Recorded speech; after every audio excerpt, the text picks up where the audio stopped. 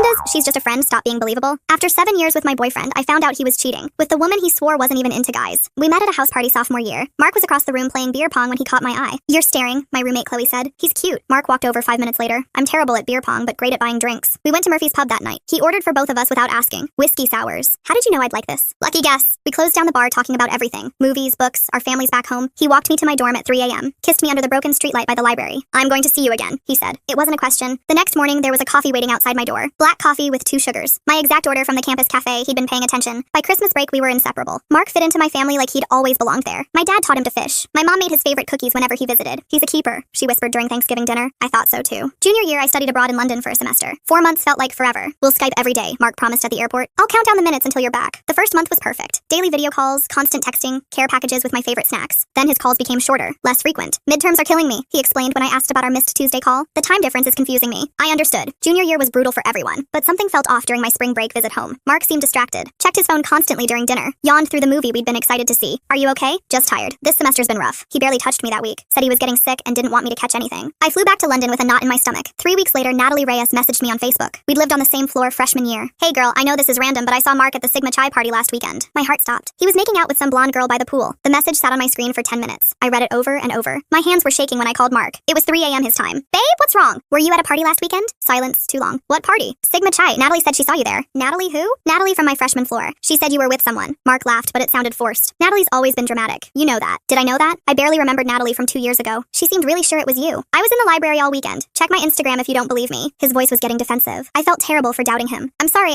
don't apologize, but don't listen to gossip either." I hung up feeling guilty. Natalie was probably mistaken. When I came back in May, Mark was waiting at baggage claim with roses. Red ones, my favorite. "Welcome home, beautiful." He spun me around like we were in a movie. All my London doubts evaporated. Senior year, we got our first apartment together. A tiny 1-bedroom off campus. The kitchen was barely big enough for 2 people, but it was ours. "Practice for the real thing," Mark said, kissing my forehead as we unpacked boxes. The real thing. Marriage, our forever home. I started dropping hints about engagement rings, left my laptop open to jewelry websites. Mark would smile and change the subject, but I figured he was planning something. November came with job applications and thesis stress. Mark spent more time at the library. His phone habits started changing too. Always face down during dinner. When it buzzed during our Netflix nights, he'd flip it over quickly. Group chat, he'd mumble. When I needed to use his phone for something, dead battery, lost charger, he'd tense up. "Can you use your own?" "Mine's dead." Then wait for it to charge. It stung, but I told myself he was stressed about graduation. His social media changed too. Our couple photos disappeared from his Instagram. "Why'd you delete our pictures?" "I'm trying to look more professional online for job interviews." But he still posted gym selfies and weekend photos with friends, just never with me. It was like I'd been erased from his digital life. Arguments became frequent. Every concern I raised got twisted back on me. "You're being really insecure lately. Maybe you should talk to someone about these trust issues." Trust issues? I'd never been jealous before Mark started acting shady, but he said it with such conviction that I started believing him. Maybe I was being paranoid, clingy, demanding too much attention. After graduation, we moved to Brooklyn, found a 1-bedroom in Park Slope. The rent was astronomical, but we'd make it work together. Mark landed a job at a marketing agency in Manhattan. I found work at a nonprofit in Queens. Our commutes went in opposite directions. We barely saw each other during the week. "Everyone at my company works late," Mark explained when he started coming home at 9 p.m. "It's just the culture there." I'd eat dinner alone most nights, watching Netflix on my laptop at our tiny kitchen table. Weekends were supposed to be our time, but Mark made friends fast at work. Friday happy hours, Saturday networking events, Sunday gym sessions with colleagues. "I need to network if I want to get promoted. Can I come sometimes? I'd love to meet your work friends." "They're pretty boring. You wouldn't enjoy it." I suggested compromises. "What if I just come for dinner and leave before the bars?" "Sure, next time." Next time never came. Something always came up at the last minute. Rain check, client emergency. So sorry, team meeting ran long. It happened every single time I was supposed to meet his coworkers. His gym routine became sacred. 3 hours every weeknight after work. I need this time to decompress. Work is really stressful. Exercise helps me cope. I understood stress. My job was demanding too. But I still made time for us. He seemed to make time for everything except us. His work friend group included this girl named Maya Chen. She commented on all his posts. Fire emojis on his workout selfies. Looking good on his food photos. "Who's Maya?" I asked casually one evening. "She works in our creative department. She comments on your stuff a lot." Mark didn't look up from his phone. "She doesn't like guys. Has a girlfriend and everything." That made me feel better. If that was true, there was nothing to worry about. "What's her girlfriend like?" "I don't know. I don't really hang out with them outside work." But Maya texted him constantly. His phone buzzed during movies, during conversations, during sex. "Sorry, work stuff," he'd say, but I noticed he smiled when he read her messages. Not the way you smile at work emails. I started paying attention to when these texts came. Always evenings, always weekends. "What kind of work emergency happens at 11 p.m. on Sunday?" "You don't understand agency life," Mark snapped. "We're always on call. I'm just curious." Stop being so nosy about my job. Nosy. For asking about his work. The word stung more than it should have. Our physical relationship started deteriorating. Mark would come to bed after I was asleep. Wake up before me for early gym sessions. We barely touched anymore. Sex became monthly, then non-existent. When I brought it up, he sighed heavily. "You're so needy lately. I need space to breathe." Needy. For wanting intimacy with my boyfriend of 6 years. I started going to therapy, convinced I was the problem. Dr. Rodriguez had kind eyes but asked uncomfortable questions. "Do you feel heard in your relationship? Does he make time for things that matter to you? When you express concerns, how does he respond?" The answers were all no, but I kept making excuses for him. Work stress, city adjustment, normal relationship growing pains. "What would need to change for you to feel valued?" she asked. I couldn't answer. The list felt impossibly long. Meanwhile, I was shrinking, walking on eggshells every day, afraid to ask where he was going, who he was with, when he'd be home, because questions always led to fights dates where I ended up apologizing. My friend Taylor noticed during one of our rare coffee dates. You seem different, tired. Just busy with work. But it wasn't work. It was the constant anxiety of living with someone who made me feel crazy. November brought the holiday party season. Mark worked late every night. Year-end crunch, he explained. Everyone's putting in overtime. But his Instagram showed office parties I'd never heard about. Group photos at bars, team dinners at fancy restaurants, pictures of him laughing with coworkers, including Maya. She was nothing like I'd imagined. Tall, blonde, stunning. Definitely not what I'd expected from someone who was supposedly not into guys. The party looks fun, I said casually, showing him the photos. It was okay, just work stuff. Maya's really pretty. He barely glanced at the screen. I guess. I don't really notice. But I'd seen him notice. Seen the way he looked at her in those group shots. The same way he used to look at me. New Year's Eve was the breaking point. Mark said he had to work. On New Year's Eve? Big presentation on January 2nd. The whole team's pulling an all-nighter. I spent New Year's Eve alone in our apartment. Watched the ball drop on TV. Texted him at midnight. Happy New Year? Love you. He responded 4 hours later. You too. 2 words. After 7 years together. January brought new levels of distance. Mark started staying out until 3 a.m. regularly. Coming home smelling like alcohol and perfume. Always the same perfume. Something floral and expensive. How was the work event? I'd ask. Fine. We went to a few bars after. You smell like perfume. Probably from hugging people goodbye. You're being paranoid. Paranoid. His new favorite word for me. Every concern was paranoia. Every question was an accusation. His phone became completely forbidden territory. New passcode. Never left unattended. When I asked about the passcode change, he exploded. You don't trust me. I used to know your passcode. That doesn't give you the right to go through my phone. I'd never gone through his phone, but his reaction made me want to. He stormed out that night. Didn't come home until the next evening. I needed space after that fight. No explanation of where he'd spent 18 hours. My friend Taylor finally cornered me at a coffee shop in March. You look miserable. Thanks. I'm serious. When's the last time you smiled? Really smiled? I couldn't remember. This isn't normal, she said. Healthy relationships don't look like this. We're just going through a rough patch. It's been a rough year. Maybe longer.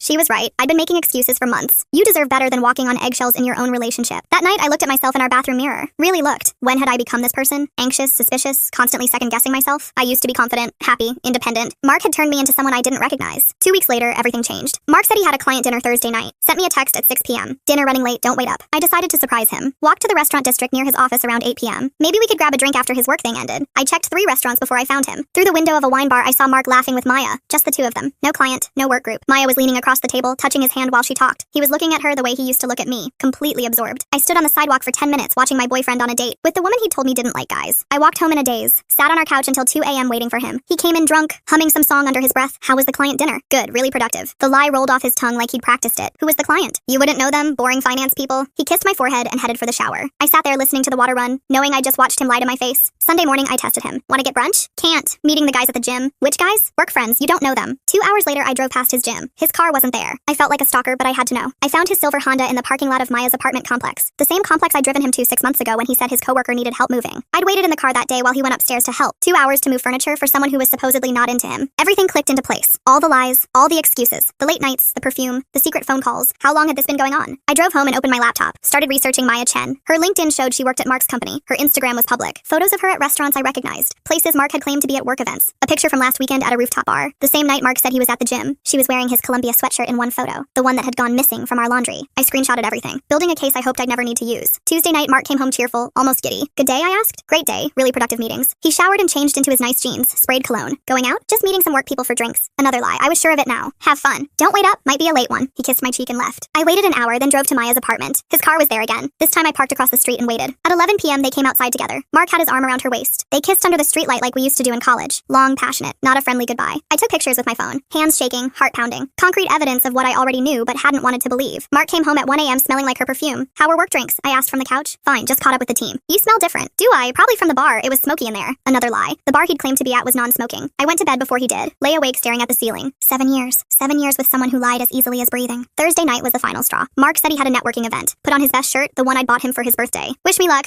Hopefully I'll make some good connections. Good luck. I waited until I heard his car leave, then called Maya's office directly. Maya Chen, please. She's already left for the day. Can I take a message? Do you know if she went to the marketing networking event downtown? What event? Maya doesn't work in marketing. She's in graphic design. My stomach dropped. Maya wasn't even in Mark's department. They had no reason to be at work events together. I drove to the hotel where the networking event was supposedly happening. Asked the concierge about marketing events that night. No corporate events scheduled today, miss. Another lie. There was no networking event. I sat in my car outside the hotel, finally accepting the truth. Everything Mark told me was a lie. Had been for months, maybe longer. I drove home and waited. Mark stumbled in at 2 a.m. drunk and disheveled. His shirt was wrinkled. Lipstick on his collar that wasn't my shade. How was networking? Great. Made some good connections. He headed straight for the shower without looking at me. I checked his shirt pocket while the water ran. A hotel room key card? The Marriott downtown, not the hotel where the fake networking event was supposed to be. I put the key back and climbed into bed, lay there planning what came next. Friday morning, Mark left for work like nothing had happened. Have a good day, babe. You too. As soon as he was gone, I called in sick to work. I needed time to think, to process what I discovered. But first, I needed more proof. I drove to his office building and waited in the parking garage. At noon, Mark and Maya came out together, got into his car. I followed them to a restaurant in Soho, watched them through the window. They were holding hands across the table, feeding each other food. Not colleagues, not friends. A couple, they looked like a couple. I took more pictures, added them to my growing file of evidence. They went back to the office separately, smart, covering their tracks. That night, Mark came home with flowers. What are these for? Do I need a reason to buy my girlfriend flowers? Guilt flowers. Because he'd spent lunch making out with another woman. They're beautiful, thank you. I put them in water and smiled like nothing was wrong. But inside I was done, completely done. Saturday morning, Mark announced he was going to the gym. Long workout today, probably be gone 3 hours. Okay, I might run errands. As soon as he left, I grabbed my laptop and opened his Netflix account. We'd been sharing it for years, same password. The viewing history showed movies I'd never heard of. Romantic comedies watched at times when I was at work. Shows that were definitely not Mark's taste. Period dramas, fashion documentaries, Maya's taste probably. He was watching Netflix with her, using our shared account to have movie nights with his mistress. I checked our Spotify next. Our couple's playlist was still there. Mark and Babe Forever, with 47 love songs we collected over the years. But there was a new playlist. Road trip vibes created last month, full of songs I'd never heard. Songs that weren't his usual style. Songs for trips I wasn't invited on, with a woman who supposedly didn't exist in his personal life. My phone rang, Mark calling from the gym. Hey babe, running late, might grab lunch with the guys after. Okay, have fun. I hung up and immediately drove to the gym. His car wasn't there. Drove to Maya's apartment complex. There it was. Same pattern, same lies, same betrayal. I was so tired of being lied to. Sunday night I made a decision. I was going to confront him, but I needed undeniable proof first. Something he couldn't explain away or gaslight me about. The opportunity came Monday night. Mark went out for work drinks again. Left his laptop open on our kitchen table. His Gmail was logged in. 7 years together and he'd never hidden his email. Until now. I clicked on his sent messages. Started scrolling through months of emails. Hotel confirmations, dinner reservations for 2. Weekend getaway bookings to the Hamptons. Places we'd never been together. All paid for with the credit card I helped him get approved for. The credit card I'd co-signed because his credit wasn't good enough alone. I was funding his affair. I forwarded everything to my own email. Created a backup folder. Evidence of systematic betrayal. Financial infidelity on top of emotional. But the worst was yet to come. In his deleted folder, I found email drafts he'd never sent. Practice breakup letters to me. I think we've grown apart. I need space to figure out who I am. It's not you, it's me. He'd been planning his exit strategy for months, but he hadn't pulled the trigger yet. Why? I found the answer in an email to Maya. I want to leave her, but the apartment lease isn't up until September. Plus, she pays half the rent. I can't afford this place alone yet. He was using me for money, for stability, for convenience, while building a relationship with someone else. I printed everything, made copies, stored them in 3 different places. Tuesday morning, Mark left for work whistling. Good mood, I asked? Just a beautiful day. Yes, the day I was going to destroy his life. I called Taylor and asked her to come over after work. I need backup for a conversation. What kind of conversation? The kind that ends a relationship. She arrived at 6 p.m. with wine and tissues. You're really doing this? I have to. I can't live like this anymore. I showed her everything. The photos, the emails, the hotel receipts. Her jaw dropped. 7 years and he's been doing this? At least 4 years, maybe longer. What a piece of shit. At 7 p.m., Mark came home with Thai food. Thought we could have a nice dinner together. More guilt management. He'd probably spent lunch with Maya again. That's sweet. Let me just finish up some work. I texted Taylor. He's here, give me an hour. Mark set up dinner on our coffee table. Lit candles like we were celebrating something. This is nice, I said, sitting across from him. I've been thinking we should do this more often. Just the 2 of us. The irony was staggering. He wanted couple time after spending months with another woman. I'd like that. We ate in relative silence. Mark kept checking his phone. Important messages? Just work stuff. I watched him type responses, smiling at his screen like he used to smile at me. After dinner, I poured 2 glasses of wine. We need to talk. Something in my tone made him look up sharply. About what? I pulled out my phone. Showed him the photo of him kissing Maya. About this. The color drained from his face. Where did you get that? I took it. Tuesday night outside her apartment. He stared at the photo for a long moment. I could see him calculating. It's not what it looks like. What does it look like to you? Maya was upset about something. I was comforting her. By sticking your tongue down her throat, he flinched. You were spying on me? I was trying to figure out why my boyfriend of 7 years was lying to me constantly.